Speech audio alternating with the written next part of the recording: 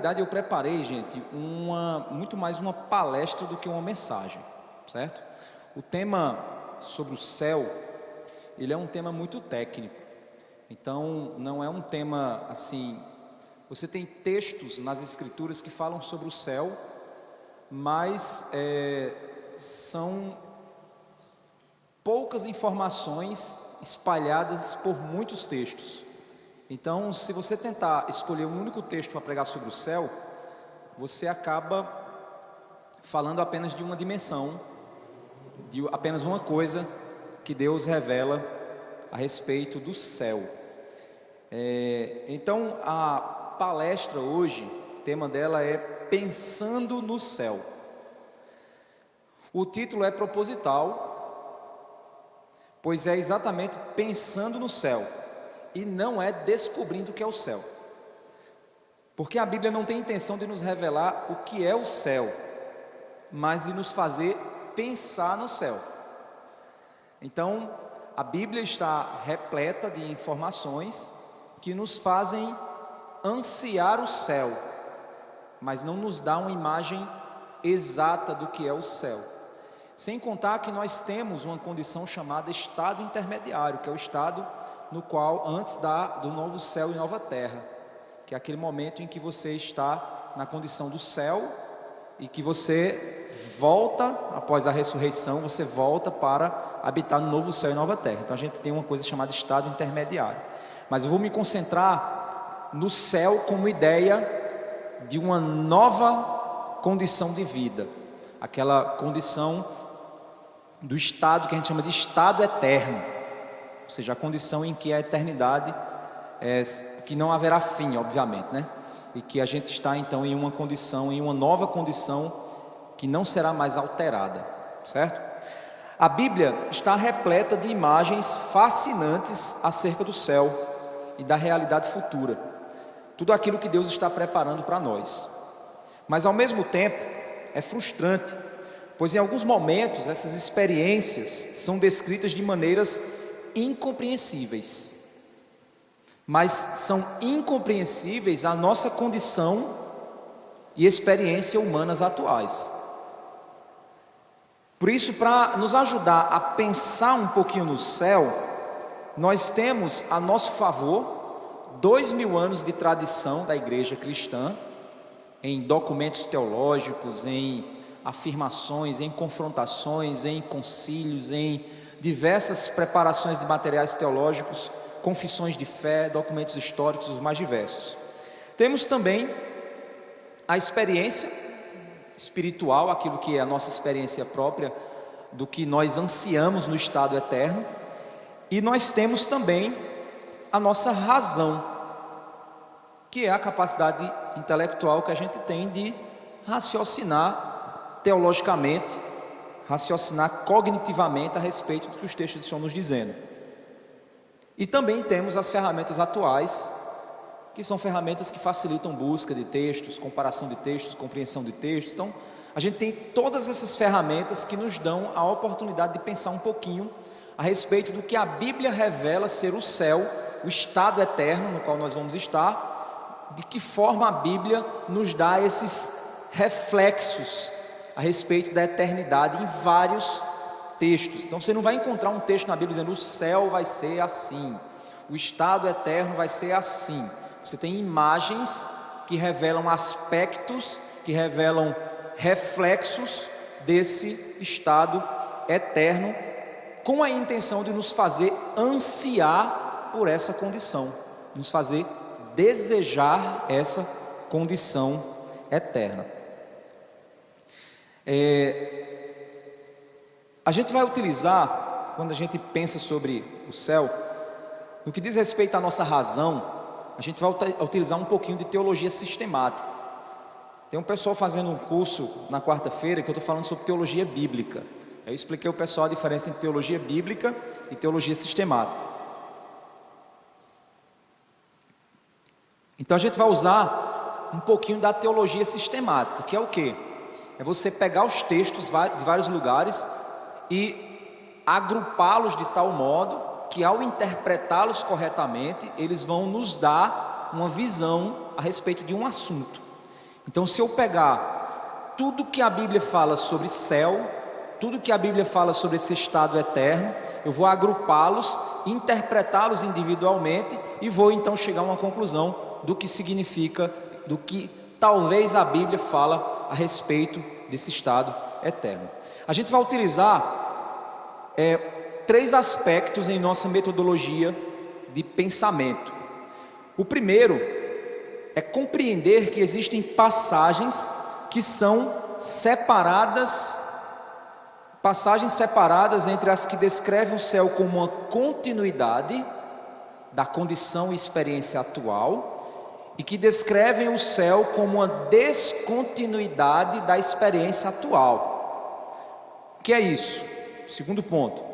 Passagens que representam continuidade ou algo semelhante podem nos levar a refletir e deduzir inferências. Por exemplo, nós teremos um corpo.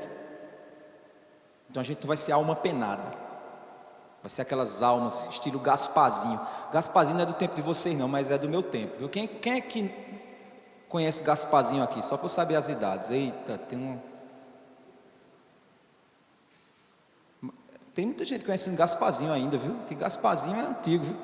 Então a gente não vai ser igual a Gasparzinho não, aquelas almas penadas que vão estar ali flutuando no espaço. A gente vai ter corpo. Então isso é um aspecto de continuidade.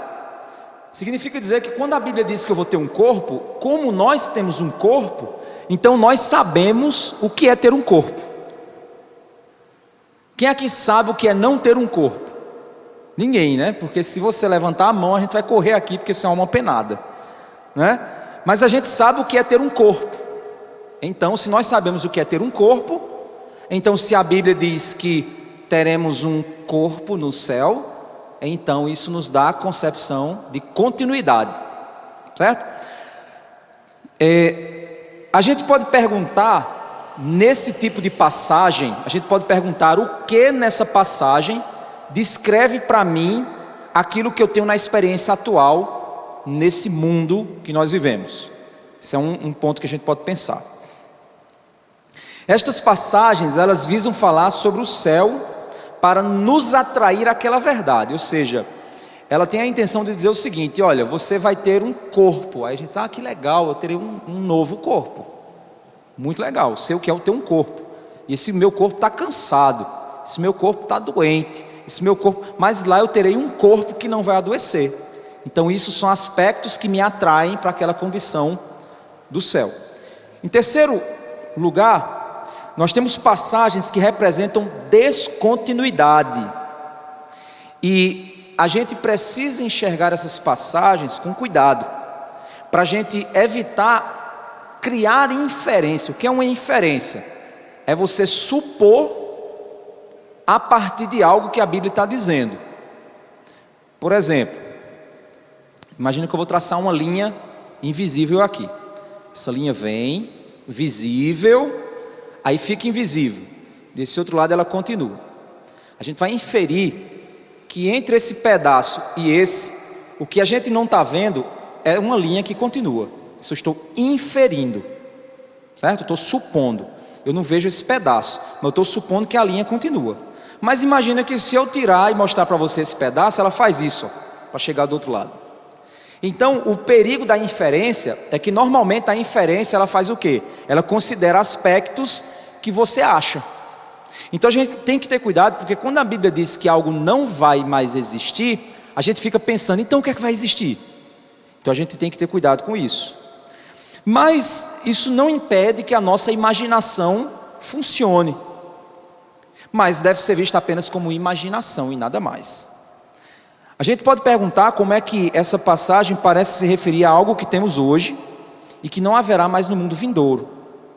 Por exemplo, a Bíblia diz que no novo estado, no estado eterno, não se casarão nem se darão em casamento. Então hoje você, jovem, eu estou vendo que a maioria aqui não é casado, porque me disseram que os casados, os jovens casados estão no encontro de casais, né? Então vocês são os que foram esquecidos, os deixados para trás. Tem 2 ali que estão namorando, aí estão querendo fingir que... mas não é casado. Então você não está lá no encontro de casais.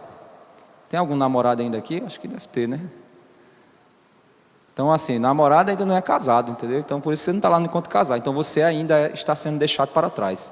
Mesmo que esteja assim, do bracinho assim no outro. Mas a Bíblia diz que no céu não se casarão nem se darão em casamento. O que é então não estar casado? Aí você diz, eu sei o que é não estar casado. Não, você tem vontade de casar, tal, provavelmente. Então você pode não estar casado, mas dentro de você existe uma vontade, um desejo, um sonho, uma intenção.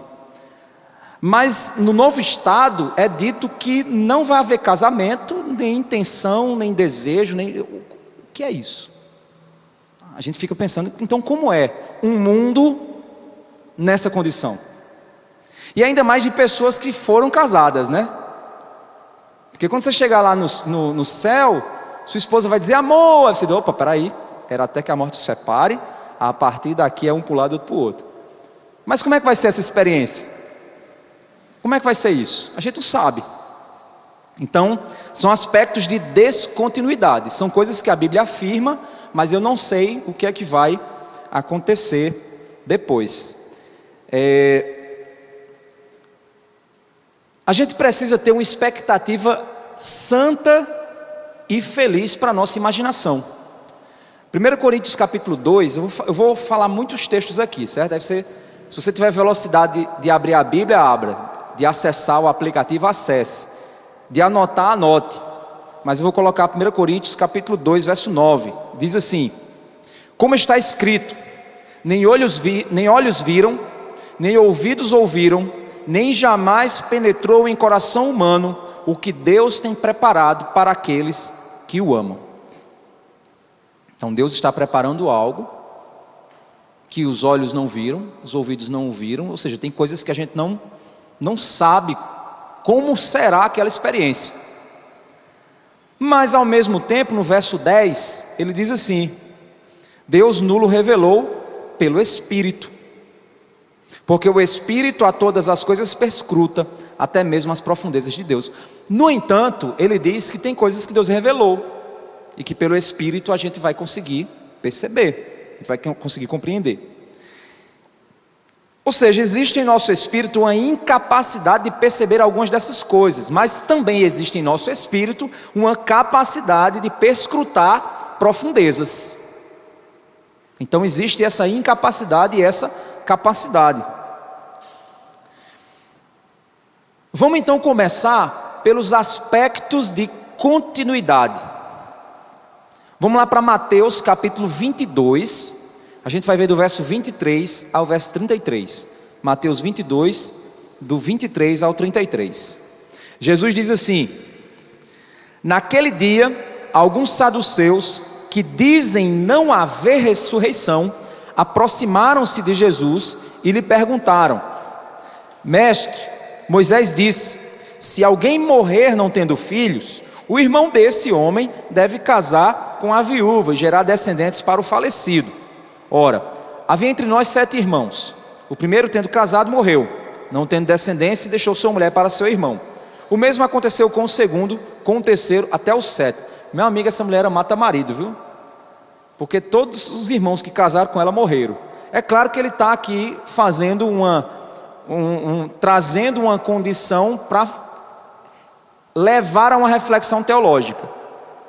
Essa mulher, toda vez que casava com um irmão, esse irmão morria. E aí foram 7 casamentos e os 7 irmãos morreram. E aí eles estão usando isso como se fosse um absurdo para trazer uma ideia. E aí ele diz assim, ó: por fim, depois de todos, morreu também a mulher. Portanto, na ressurreição, de qual dos 7 ela será esposa? Estão usando a lógica aqui, dizendo assim, peraí, e se isso acontecer, ela vai ser esposa de 7 maridos na ressurreição?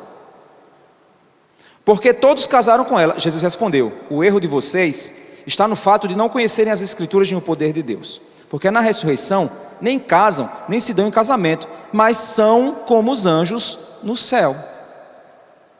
Então ele vai dar um aspecto de descontinuidade aqui, certo? Não haverá casamento porque seremos como anjos. O que é ser como um anjo? Eu não sei. Você pode ser o rapaz mais bonito do mundo, ou a menina mais bonita do mundo, alguém pode até chamar você de anjo. Mas eu tenho certeza que você não sabe o que é ser um anjo do céu. E se você for um anjo que caiu do céu, é pior ainda, né? Porque o anjo que caiu do céu é Lúcifer, né? Então, a gente não sabe o que é essa experiência de ser anjo. Não sabe o que é essa experiência, então são aspectos de descontinuidade. Mas ele vai dar um aspecto de continuidade aqui para a gente. Olha só. Quanto à ressurreição dos mortos, vocês nunca leram o que Deus disse a vocês? Eu sou o Deus de Abraão, o Deus de Isaac e o Deus de Jacó. Ele não é Deus de mortos, e sim de vivos. Ouvindo isto, as multidões se maravilharam da sua doutrina. Jesus está mostrando aqui uma coisa interessante. Jesus está dizendo que ele não é Deus de mortos, mas é Deus de vivos. Porque para Deus, a morte não significa absolutamente nada do ponto de vista de olhar uma pessoa. Para nós, eu vejo vivos. Quando alguém morre, eu deixo de ver. Para Deus, ele vê vivos. Quando alguém morre, ele continua vendo. O que Jesus está dizendo aqui é o seguinte: Deus, ele não é Deus de mortos, ele é Deus de vivos. E ele dá o nome de 3 pessoas aqui: o Deus de Abraão, Isaac e Jacó, que são patriarcas. Significando que Abraão, Isaac e Jacó continuam sendo Abraão, Isaac e Jacó aos olhos de Deus, mesmo mortos. E esse Deus é Deus de vivos e de mortos. O que isso faz a gente entender? Um aspecto importante desse texto aparece em um outro texto, Mateus 8:11, e a gente vai entender o que é que Jesus está querendo afirmar aqui. Lá em Mateus 8:11 diz assim: digo a vocês que muitos virão do Oriente e do Ocidente e tomarão lugar à mesa com Abraão, Isaac e Jacó no reino dos céus. Então ele está dizendo que vão vir pessoas de vários lugares do mundo no reino vindouro e que vão sentar à mesa e ter comunhão com Isaac, com Jacó e com Abraão. Olha que interessante. O fato de que Deus dá nomes e experiências pós-morte aos que morreram mostra que a nossa identidade não se perde com a morte. Que um dia nós vamos chegar numa mesa lá e vai dizer: olha Jacó ali, rapaz, olha Isaac, olha Abraão. Ou seja, no estado pós-morte, a sua identidade permanece a mesma. Se o seu nome é Benedito, vai ser Benedito por toda a vida. Se seu nome é João, vai ser João por toda a vida. Se o seu nome é Claudislau, vai ser também por toda a vida. Se você não gosta do seu nome, você vai carregar ele para sempre. O pior é Trifona e Trifosa, lá de Timóteo, né? Trifona e Trifosa, que eram as 2 irmãs que ele cita lá em Timóteo. Elas vão passar a eternidade inteira sendo chamadas de Trifona e Trifosa. Que situação! Então, nós seremos reconhecidos, conhecidos por quem fomos em vida. A mesma ideia presente aqui a gente vê em Lucas 13:28. Ele diz assim: ali haverá choro e ranger de dentes, quando vocês virem Abraão, Isaac, Jacó e todos os profetas no reino de Deus, mas vocês lançados fora. Então olha que interessante, quem está sendo lançado, quem está indo para o inferno, vai olhar para o céu e vai ver lá Abraão, Isaac e Jacó. E eles vão reconhecer quem são aqueles homens. Então aqueles homens permanecem com sua identidade inalterada. Então a capacidade social de reconhecer e conhecer outros pelo que eles foram em vida vai existir. Não será uma nova vida recomeçada do zero. Fui resetado, agora eu vou começar uma vida nova. Não, você vai ter consciência da sua identidade desse tempo, e as outras pessoas conhecerão você pela sua identidade desse tempo, dessa condição na qual nós estamos. Isso é interessante, gente, porque isso vai dar oportunidade para a gente conversar com pessoas que você sempre teve vontade de conversar. Imagina, minha vontade é conversar com o Spurgeon, que é uma pessoa que eu admiro muito. Ei, Spurgeon, como era, cara? Tu escrevesse mais de 250 obras, como é que é isso, cara? Tu cuidava de um orfanato, de uma escola de pastores, de uma igreja com 25 mil membros.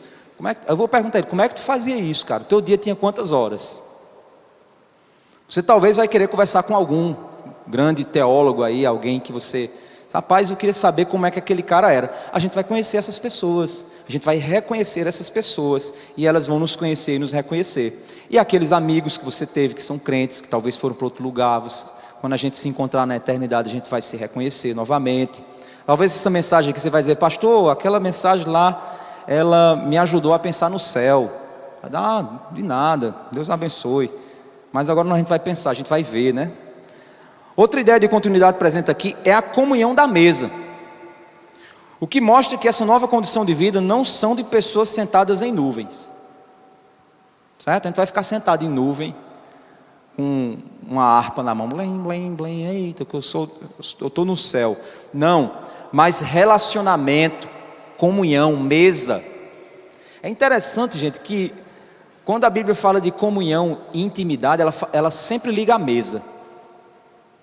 Não é tão bom, não é, gente, a gente se reunir com os amigos, comer uma pizza e conversar até altas horas da noite? É bom demais, é comunhão, é mesa. Que triste as famílias hoje não terem mais mesa, não é?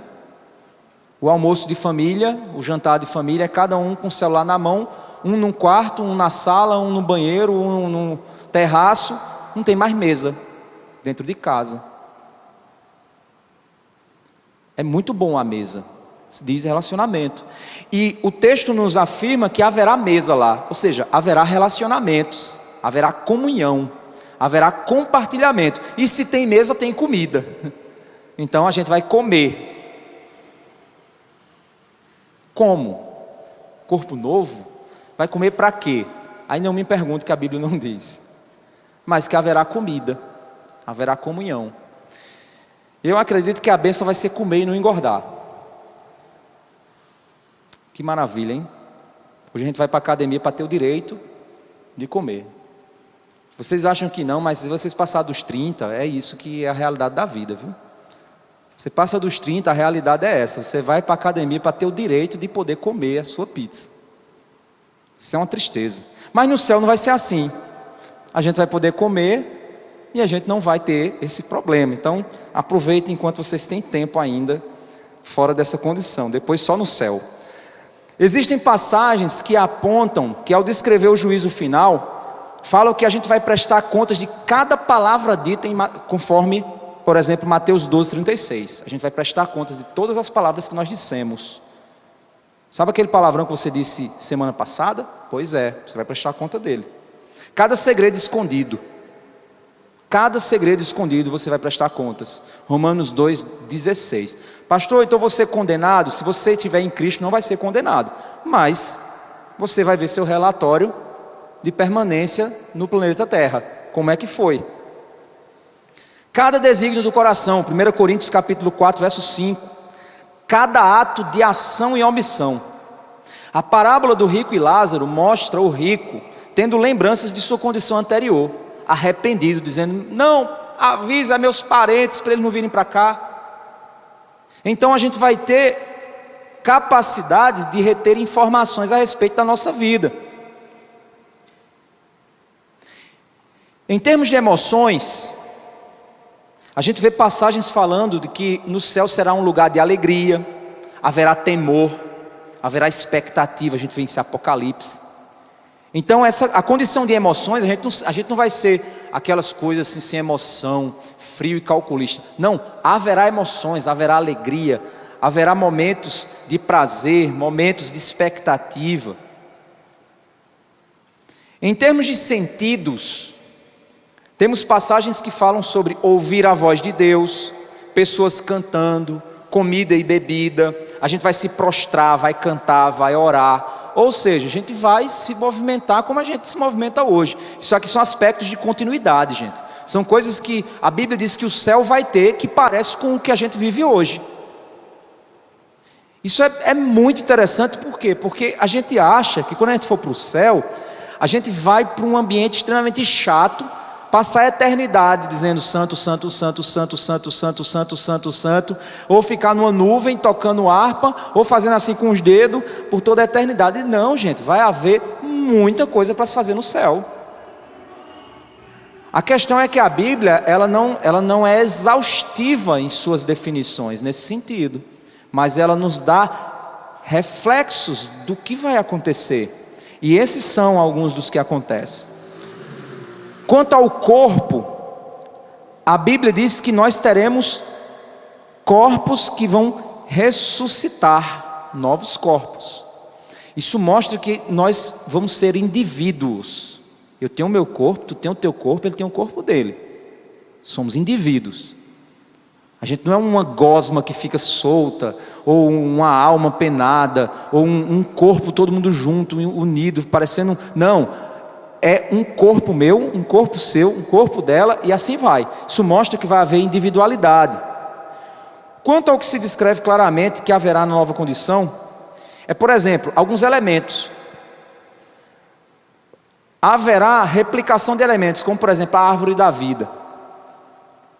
Lembrando que elementos dessa condição, árvores, animais, provavelmente, elementos que a gente conhece da realidade desse mundo, vão ser levados para aquele mundo, porque se eu vou olhar e vou reconhecer uma árvore, é porque eu sei o que é uma árvore, eu não estou aprendendo de novo o que é uma árvore, eu não reiniciei minha vida, mas eu estou vendo que é uma árvore, que é algo que na condição desse planeta também existe. Então, a gente não pode, obviamente, ficar perdendo muito tempo aqui nessa lógica, para a gente ficar tentando identificar qual é a geografia do novo céu e nova terra. Quanto à cultura, isso aqui é o que eu acho mais legal. A gente vê lá em Apocalipse e em vários outros textos, referência de multidões adorando a Deus. Multidões se reunindo para adorar a Deus. Só que várias vezes os textos bíblicos dizem que essas multidões, quando os profetas olhavam para essa multidão, quando João olhou para essa multidão, ele identificou que essa multidão era de várias raças, várias culturas, várias nações. O que nos leva a entender que a multidão ela pode ser identificada como povos distintos. Então, gente, não vai ser um bocado de gente vestida com a mesma roupa, não. Ah, mas as vestes brancas... Não, aí é uma questão simbólica a respeito da santidade. Mas o fato de serem povos de várias nações, tribos e línguas, isso mostra que a gente vai ver lá aqueles africanos lá com aquela roupa de africano, bem colorida, que você já deve ter visto aqui em coisas missionárias, né, aqui na igreja. A gente vai ver talvez pessoas ali do Oriente Médio com aquelas roupas bem cheias de tecido deles. A gente talvez vai ver esquimós vestidos lá com roupa de esquimó, não sei se vai ter frio lá no céu. Mas eu estou dizendo assim, você vai ver variedade de culturas. Isso é o que eu acho mais legal, porque isso faz referência a uma coisa que Deus valoriza, é a diversidade da beleza daquilo que o ser humano produz, da obra do Senhor nos povos, nas nações. A gente precisa entender que não existe uma cultura perfeitamente santa. Toda cultura tem seus aspectos de beleza provenientes da vontade divina. Cada cultura, cada povo. Cultura que eu admiro muito é a cultura japonesa, mas eu não vou andar aí feito um japonês que eu estou no Brasil. Mas é uma cultura que eu acho bonito. E se você observar a roupa deles, a forma como eles se vestem, é fruto da cultura deles. Mas é pecado o que eles vestem? Não, gente. É uma maneira diferente de se apresentar, de se vestir. É fruto da cultura. E a gente vai ver essa diversidade lá. Imagina que interessante. Não sei se vocês já tiveram experiência de ir em congresso de missões. Cara, é fantástico. Você vê gente de cada tipo assim. Não é como aeroporto, não. Aeroporto é um negócio esquisito. Principalmente aeroporto internacional. Você vê cada figura esquisita. E não é esquisito bonito, não. É esquisito feio. É uns cabelos esquisitos. É metade da cabeça raspada, com outra metade colorida, com umas 5 cores diferentes. Uma roupa não sei o que lá, um bocado de piso na cara. Aí essa diversidade aí é a diversidade feia que o mundo produz. Quando você vai para congresso de missões, você vê a cultura de cada povo, a manifestação de cada cultura, a beleza daquela cultura. Você vê como é bonito a diversidade do que Deus cria. E isso a gente vai ver, então, no céu. Isso leva a gente a inferir algumas coisas que alguns teólogos, eles apontam o seguinte: haverá símbolos que são os mesmos para todos, que são símbolos como, por exemplo, tabernáculo, ceia, mesa, ou seja, elementos que estão contidos na cultura judaica e que são alguns deles levados para a cultura cristã. E isso, de certa forma, são elementos que vão ser comuns a todas as culturas dos salvos. Mas isso leva a gente a entender o seguinte: a ceia e esses elementos são pontos de contato entre as culturas.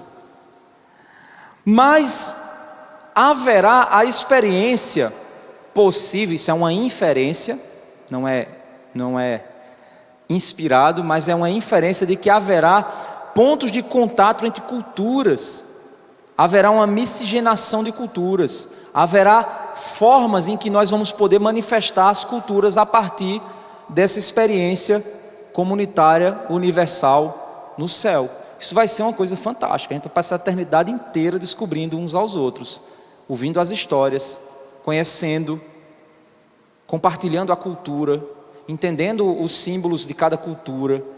Isso vai ser uma experiência incrível.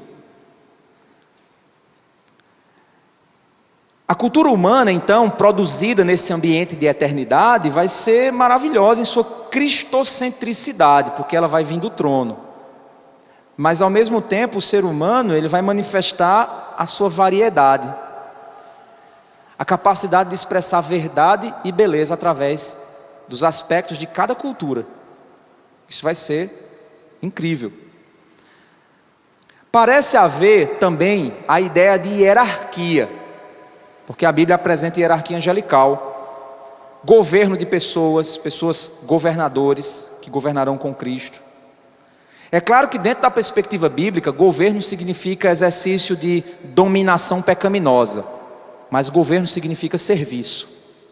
E isso haverá, provavelmente, então, nessa condição. Quando a gente pensa em objetivos, olha que interessante, Lucas 19, do verso 13 ao verso 19, tem uma parábola muito conhecida, é a parábola dos talentos. Lucas 19, do 13 ao 19, diz assim, verso 13: chamou 10 dos seus servos, confiou-lhes 10 minas e disse-lhes: negociem até que eu volte. Então, o Senhor chamou os servos, distribuiu a eles várias moedas e disse: eu vou viajar, depois eu volto. Quando eu voltar, eu quero receber de volta o que vocês receberam. Mas os cidadãos daquele reino não queriam se submeter àquele senhor. Verso 14: mas os seus concidadãos o odiavam e enviaram após ele uma embaixada dizendo: não queremos que este reine sobre nós. Quando ele voltou, depois de ter tomado posse do reino, mandou chamar os servos a quem tinha dado dinheiro, a fim de saber quanto tinham conseguido ganhar em seus negócios. Olha que interessante, isso ele volta depois de ter conquistado o reino. Mesmo que os cidadãos dissessem: a gente não quer não, ele foi lá e conquistou. Então não tem boquinha, pegou o reino, agora ele é rei. E aí ele chama os seus servos. E aí, no verso 16, diz: o primeiro se apresentou e disse: Senhor, a sua mina rendeu 10.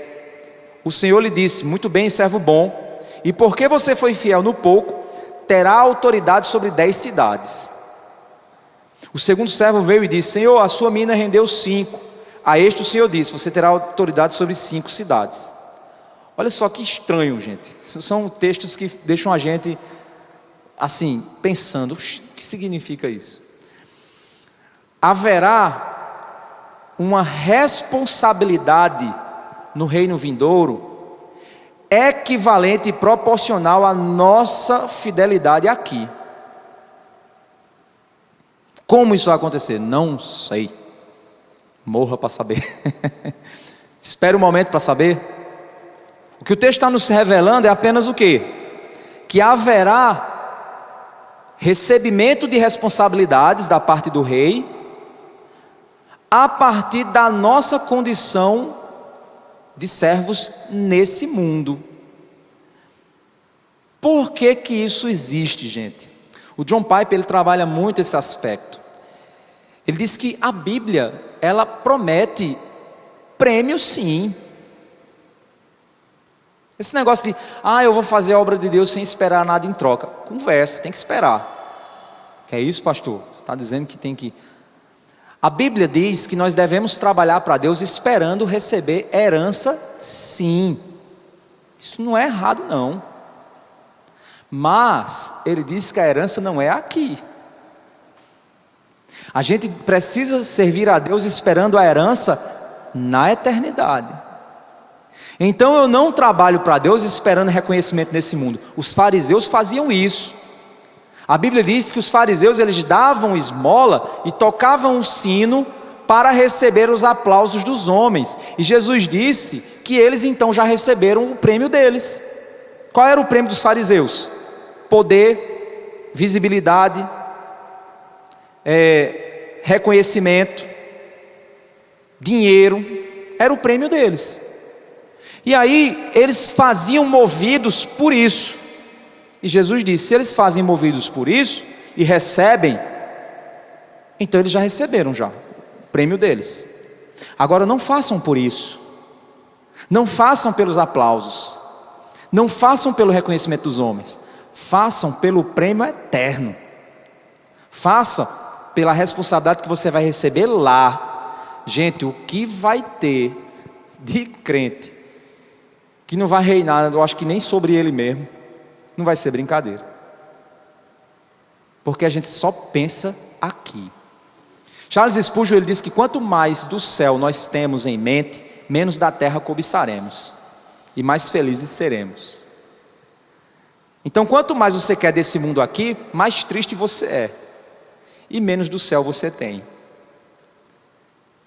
E quanto mais do céu eu desejo, mais feliz eu me torno aqui.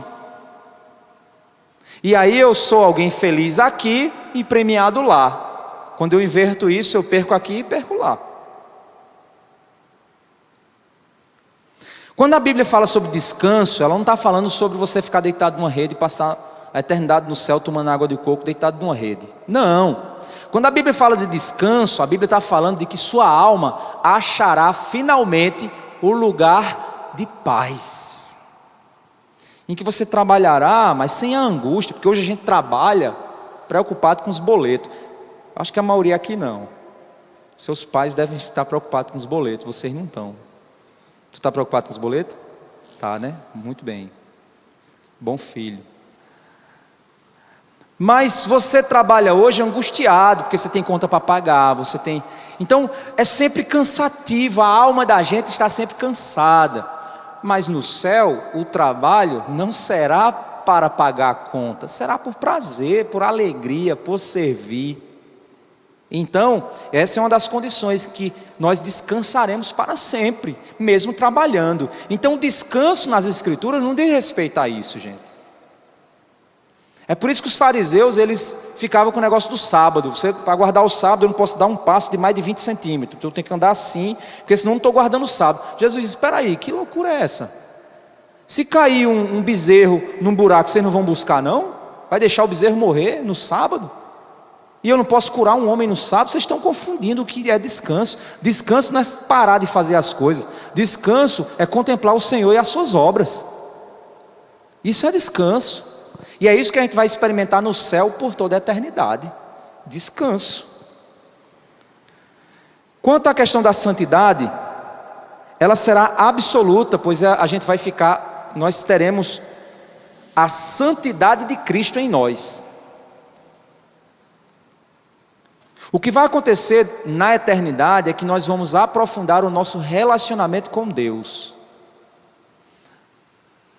Gente, quem aqui gosta de ler a Bíblia, estudar a Bíblia, vai entender o que eu estou dizendo. Se você não gosta, você está perdendo uma grande oportunidade de experimentar isso.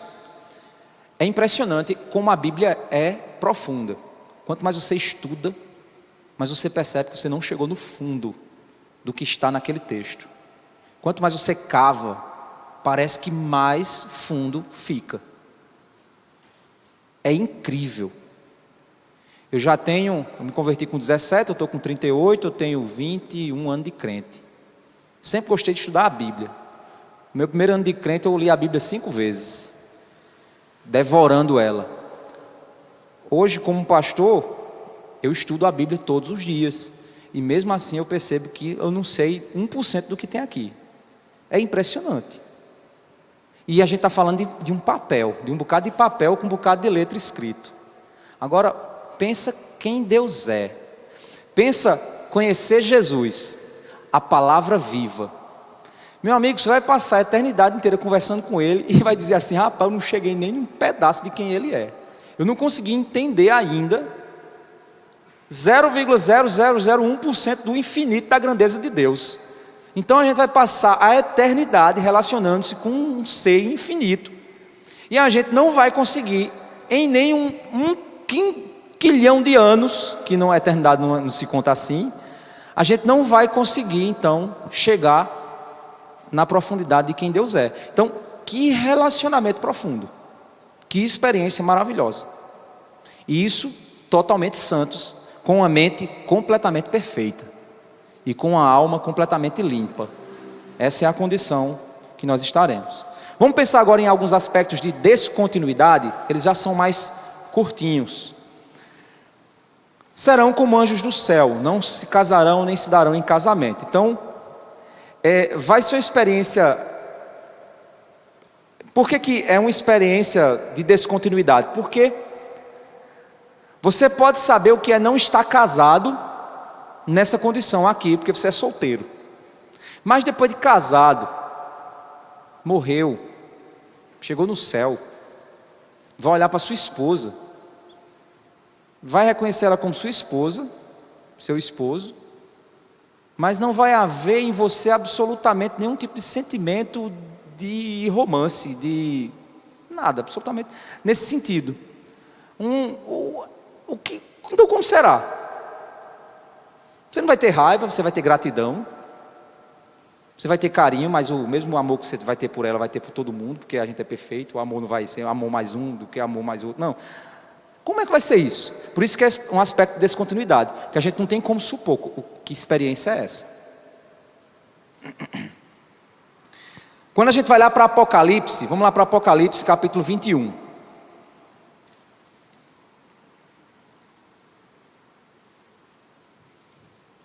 Apocalipse 21, verso 1 ao 4.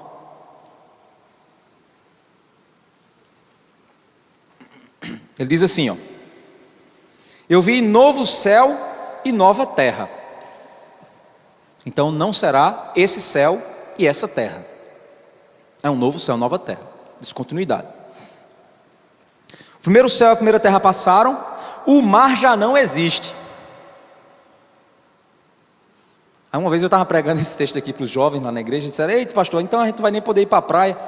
Eu disse: não, a experiência da praia você pode ter no rio, não pode? Num lago bem grandão? Não necessariamente é o mar. É óbvio que aqui o texto não se refere apenas ao aspecto literal do mar, mas também ao aspecto das multidões, né? Porque o mar, simbolicamente, em Apocalipse, ele representa as multidões que se rebelam contra Deus. Então seria a ideia do mar. Mas a ideia aqui é o seguinte: o mar já não existe, ou seja, a gente tem uma terra numa geografia um pouco diferente do que a gente imagina hoje. Verso 2: vi também a cidade santa, a nova Jerusalém, que descia do céu da parte de Deus, preparada como uma noiva enfeitada para o seu noivo. Cidade, um aspecto de continuidade, porque a gente sabe o que é viver numa cidade, mas aqui vai ser uma cidade santa, é uma cidade sem a podridão que a gente tem hoje. Fico imaginando que a gente vai morar numa cidade, e a gente vai ter casas que você não precisa ficar levantando muros e botando portão, com jardins belíssimos e toda a liberdade para a gente poder viver em paz com os nossos vizinhos. Verso 3: então ouvi uma voz forte que vinha do trono e dizia: eis o tabernáculo de Deus com seres humanos, Deus habitará com eles. Isso é outro aspecto que a gente não entende o que significa, Deus habitar com você. Ou seja, Deus vai estar no nosso meio, Deus vai fornecer luz, Deus estará perto, visível e acessível. Eu vou ali falar com Deus. Mãe, vou ali falar com Deus. A sua mãe, que não vai ser sua mãe, né? Vai ser sua irmã, que é sua mãe. Deus enxugará dos olhos toda lágrima. Ele diz um pouquinho mais adiante aqui, ó. Habitará com eles, eles serão um povo de Deus, e Deus mesmo estará com eles, será o Deus deles. Ele lhes enxugará dos olhos toda lágrima. Existe algumas dúvidas, né, quanto a esse texto aqui, que eu já refleti várias vezes e pensei, e aí eu vi um autor falando uma coisa que eu achei interessante e guardei no meu coração. Mais uma vez, é uma inferência, certo, gente? Tem pessoas que acham que a gente vai ter amnésia. Então assim, no céu a gente vai lembrar, por isso que eu não vou chorar, porque eu não vou lembrar da minha tristeza. Ah, minha cachorrinha morreu, eu vou passar a minha eternidade lembrando da minha cachorrinha. Não, não é isso. Eu quando penso nisso, eu reflito muito com o que eu vi um autor dizendo, que enxugar as lágrimas nem sempre significa esquecer, mas às vezes as dores se transformam em sorriso, quando o tempo passa.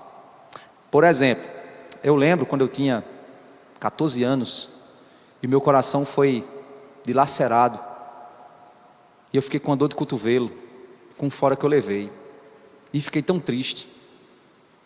Deixa eu ver se tem alguém chorando. Tem uma menina ali, uma história muito triste não, né?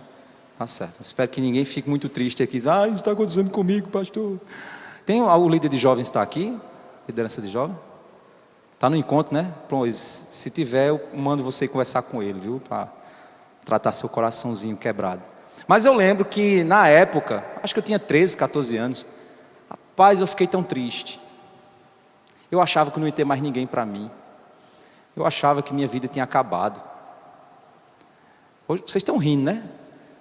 Talvez alguém já passou por isso e hoje você está rindo. Mas no dia que você estava passando, eu tenho certeza que você não estava rindo. Você estava achando a dor mais profunda do mundo. Meu Deus, minha vida acabou. Não acabou não. Hoje eu sou casado, tenho 3 filhos, sou feliz demais. Pulei foi uma fogueira. Mas assim, hoje a gente às vezes lembra de dores do nosso passado e a gente ri delas, não ri? Mas na época, quando você era criança, que o seu brinquedinho quebrou, você disse, meu Deus, o meu brinquedinho quebrou, que coisa horrível. Você chorava.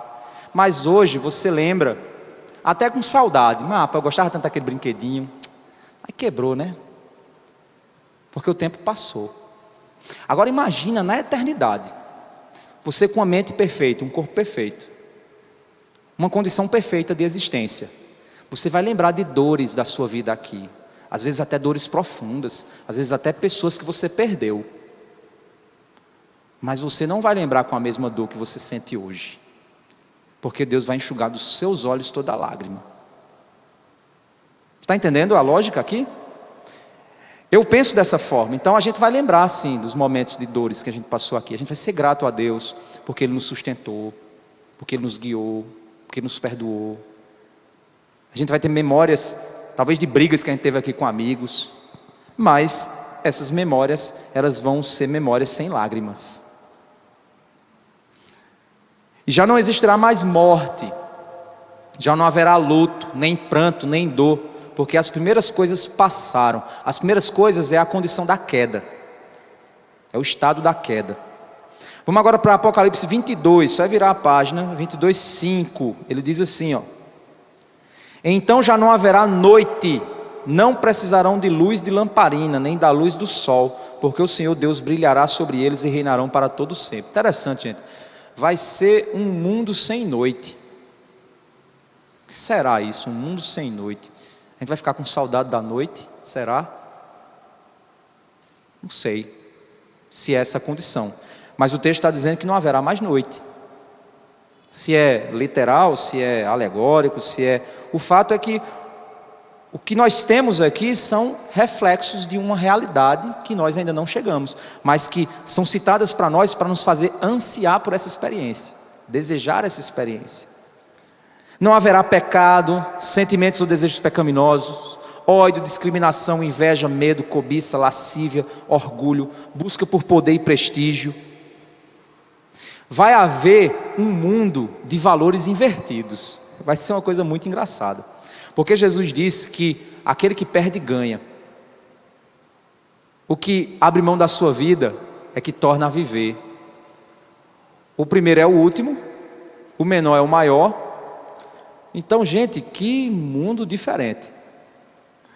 Onde, enquanto hoje ser o grandão, mais famoso, bonitão, é o que as pessoas mais buscam, Lá, o valor vai ser o contrário. É o mais humilde, o que mais serve, o que mais se entrega, o que todo mundo vai desejar. É exatamente o inverso dessa condição aqui. Como será isso? Não sabemos. Uma questão que pode nos fazer caminhar para o fim, irmãos, é pensar no seguinte: a gente ainda não viu o céu. Paulo viu, né? Ele disse que foi o terceiro céu, na condição intermediária. Mas a gente ainda não experimentou essa condição aqui. Mas nós temos dentro de nós um espírito que testifica com experiências que algumas das que eu citei aqui, você nunca viu, mas você sabe do que eu estou falando. O que é você ter uma comunhão profunda, uma amizade profunda com alguém, sem nenhum interesse a não ser amar essa pessoa? Você querer ter essa pessoa perto de você para sempre, como um grande amigo. Você já teve essa experiência? Eu imagino que na igreja saudável, a gente experimenta reflexos do céu. No louvor, nas emoções que a gente sente, nas amizades profundas que a gente forma, nas lágrimas, nas alegrias. A gente tem reflexos da eternidade quando nós estamos como igreja, como povo de Deus. Isso é maravilhoso. Então, se você está numa igreja saudável, você com certeza já sentiu muita coisa do que foi descrito aqui. Então, eu quero fechar com uma reflexão que me impactou muito, foi na Consciência Cristã. Eu entrevistei o pastor Tiago Cavaco, e ele falou sobre isso. Ele não falou na pregação, mas ele disse que as nossas igrejas, elas não podem nos dar a sensação de que nós já chegamos. Ela sempre tem que ser uma sala de espera. As igrejas, elas não devem nos dar a sensação de que já estamos no céu, mas ela deve gerar em nós as expectativas pelo céu. Aí ele diz que, ele usa a figura de que a igreja é uma sala de espera, e a gente deve aguardar a nossa senha ser chamada. Que quando a senha for chamada, meu amigo, na hora que a gente atravessar a porta, é só a glória do Senhor por toda a eternidade. Então, enquanto estamos aqui, estamos em uma sala de espera. Qual é o problema do catolicismo romano? É que o catolicismo romano, ele oferece para você uma sensação de que você já chegou. Falsa. Aqueles símbolos, aqueles elementos, aquele ritual, aquilo ali é como se fosse o céu ali diante do povo. Mas não é, a gente não chegou já. Por isso que as nossas igrejas às vezes não tem tantas coisas, né? Tantos símbolos. Porque a nossa experiência está na hora que a palavra é pregada, na hora que o louvor é cantado, na hora que a oração é feita, na hora que a comunhão existe. E todas essas experiências criam para a gente essas expectativas do céu.